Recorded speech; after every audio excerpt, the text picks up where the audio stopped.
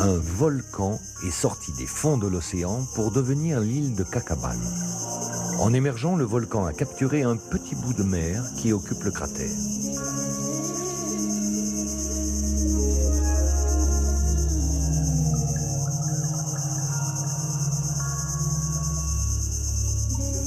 Sur ses bords, une mangrove s'est formée. Les graines de palétuvier sont sans doute arrivées ici portées par les oiseaux.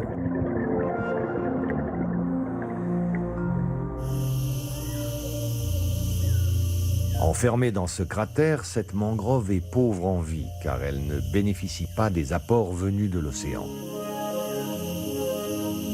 À peine quelques petits poissons. Et surtout, un habitant qui, en l'absence de prédateurs, a pris toute la place.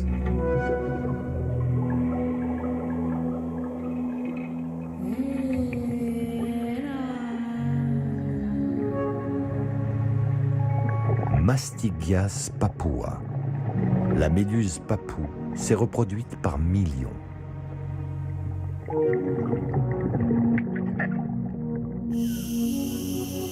C'est le scénario d'un mauvais film d'horreur. Et pourtant, il n'y a rien à craindre de ces méduses. Elles sont toutes inoffensives. Elles ont perdu leur pouvoir urticant.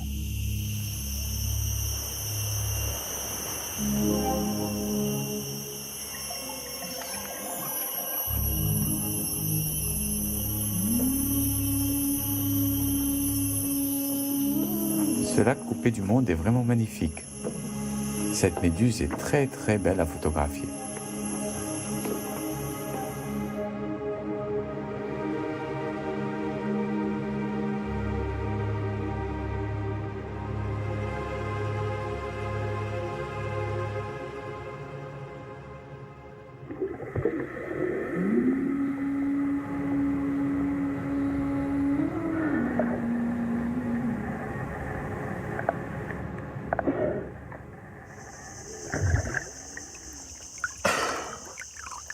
Allez les petits. Qui aurait pensé qu'on pourrait toucher des méduses comme ça sans avoir peur? Les méduses non urticantes. Voilà, c'est superbe. Allez, allez-y nager.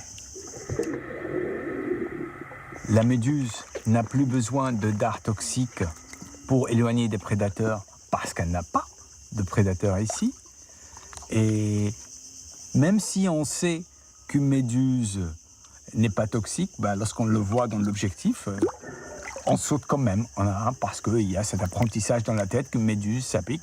On voit ça arriver dans l'objectif, on saute quand même. Mais bon, ça reste très très beau.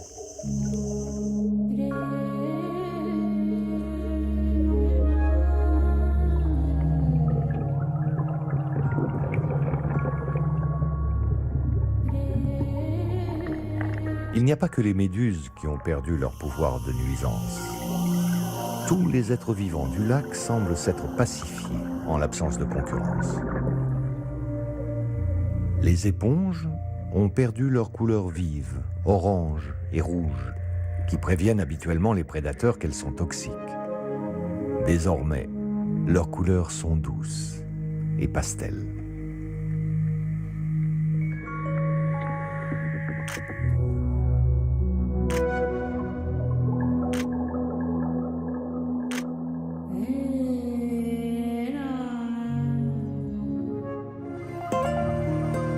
L'Indonésie compte 17 508 îles. C'est le plus grand archipel de la planète.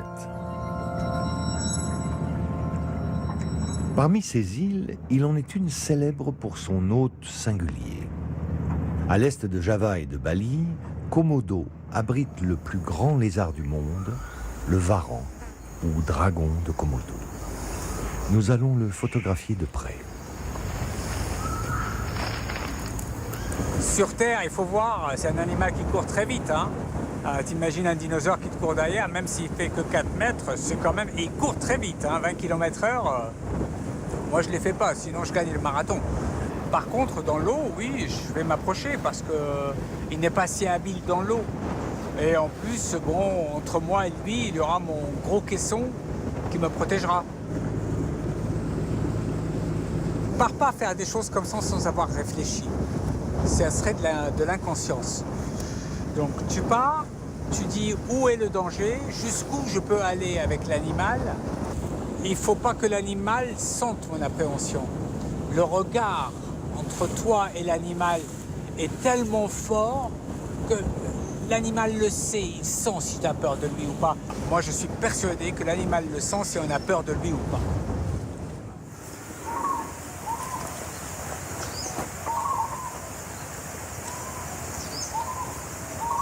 On ne peut pas dormir sur l'île de Komodo sans s'exposer aux dangers des varans. Joe doit attendre pour son premier rendez-vous avec l'animal. Au petit matin, il découvre cette île légendaire qui offre de magnifiques paysages.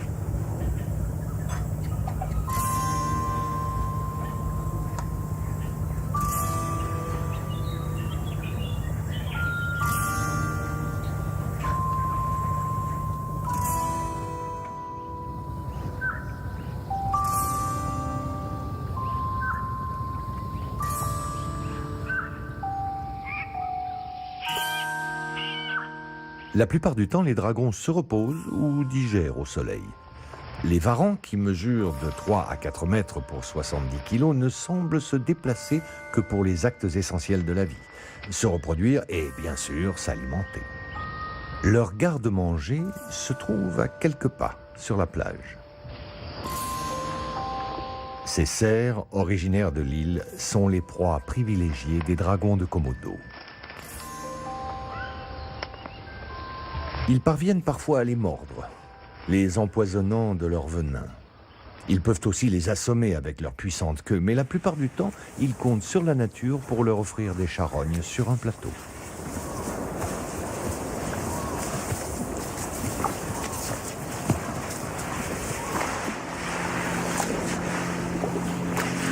Ce cerf a été mordu par un serpent et il est venu mourir sur la plage.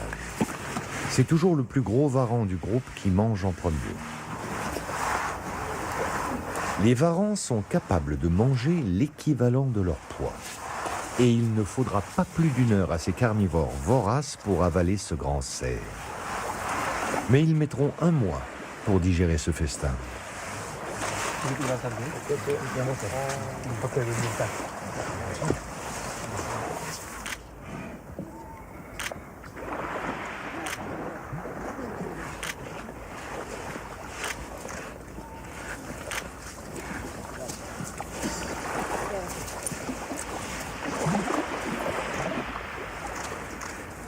This branch here, this one.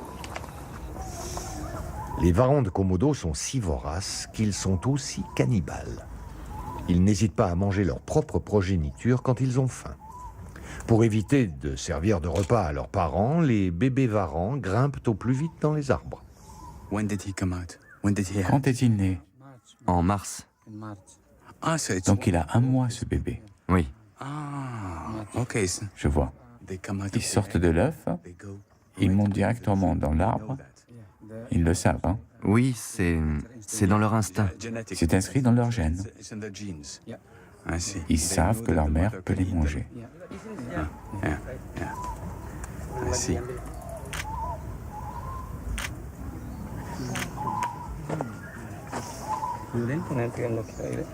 J'ai de la chance. Les bébés varans se cachent dans les trous des arbres. Il est assez rare de les apercevoir.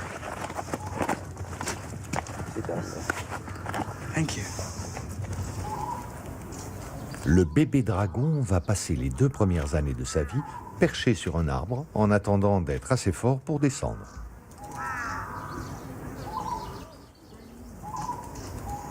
Le dragon de Komodo est un mauvais nageur. Mais il traverse parfois la mer pour gagner les 4 petites îles qui entourent Komodo.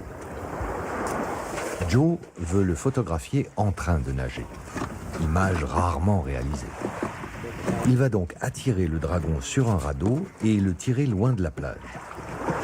Et une fois qu'il a fini de consommer, il va vouloir revenir sur Terre.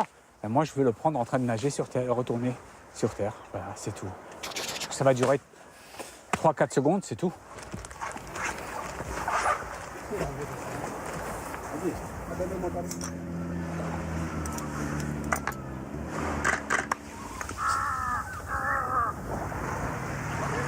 La ruse va-t-elle fonctionner? L'appât attire rapidement un grand dragon.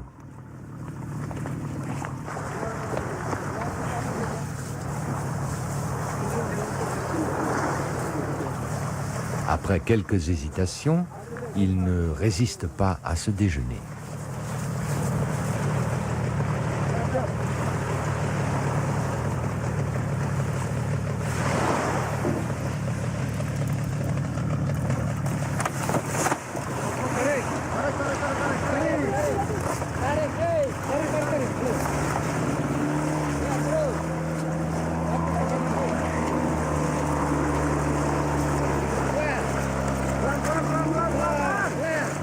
Le radeau va trop vite.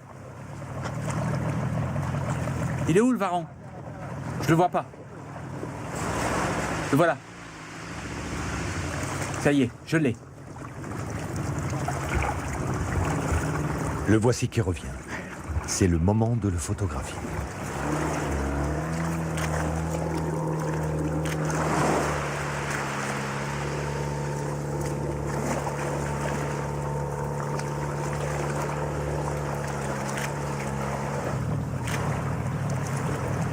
Les techniques les plus simples sont les plus efficaces. Un appât au bout d'une branche permet de garder l'animal dans l'eau.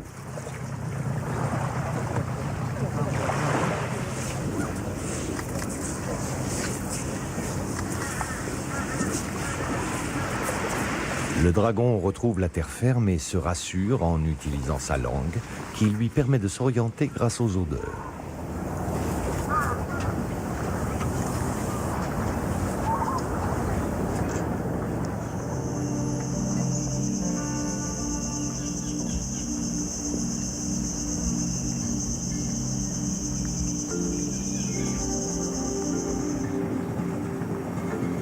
Avant de quitter l'Indonésie, nous faisons un dernier détour par la mangrove. Cette mangrove est rarement visitée par l'homme, car elle est très singulière. Au milieu des palétuviers, un récif corallien a colonisé les fonds sous-marins. Cohabitation rare entre la mangrove et le corail.